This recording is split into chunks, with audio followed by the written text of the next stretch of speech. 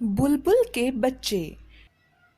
बुलबुल का एक जोड़ा था। उसने एक बगीचे में अपना घोंसला बनाया। बगीचा बड़ा सुंदर था। उसमें आम, अमरूद, नीम, जामुन तथा संतरे के बहुत सारे पेड़ थे। आम के पेड़ पर बुलबुल का घोंसला था। घोंसले में बुलबुल के अंडे थे। आम का पेड़ बुलबुलों और उनके अंडों को अपने ऊपर देख बड़ा खुश होता। वह सोचा करता कि एक दिन अंडों से बच्चे निकलेंगे। छोटे छोटे बच्चे जब चींची करेंगे तो कितना आनंद आएगा। वह बुलबुलों की मीठी बोली सुनकर प्रसन्न होता था। कुछ दिनों बाद अंडों से छोटे छोटे 3 बच्चे बाहर निकले। बुलबुल का जोड़ा उन्हें देखकर बड़ा प्रसन्न हुआ। आम के पेड़ ने भी बच्चों के बोलने की आवाज सुनी। उसे भी बड़ी खुशी हुई। आज तो सभी बहुत प्रसन्न थे। पेड़ों के पत्ते भी मुस्कुरा रहे थे। खुशी के मारे चिड़िया डाली डाली चहकती फिर रही थी। धीरे धीरे बच्चे बड़े होने लगे। बुलबुल का जोड़ा खेतों में दाना चुगने चला जाता। आम का पेड़ बच्चों की देखभाल करता। वह उनकी मीठी आवाज सुनकर खुश होता था।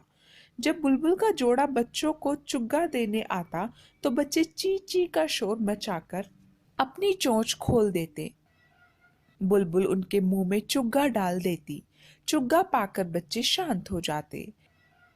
अब तीनों बच्चे थोड़ा बहुत चलने योग्य हो गए थे।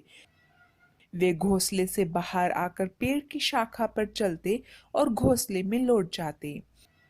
एक दिन साय के समय एक बच्चे ने पंख फड़फड़ाए और उड़ चला।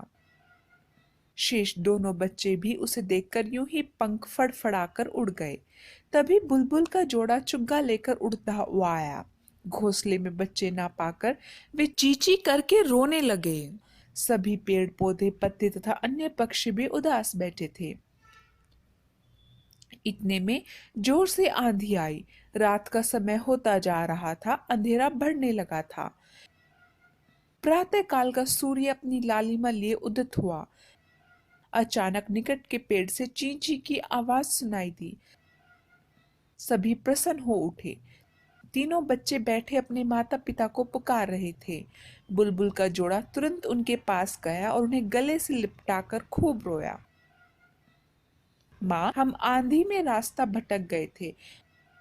अब हम तुम्हें छोड़कर नहीं जाएंगे। तीनों बच्चे बोल उठे। सभी पेड़ पौधे, फूल, पक्षी मुस्कुरा उठे और खुशी से झूमने लगे।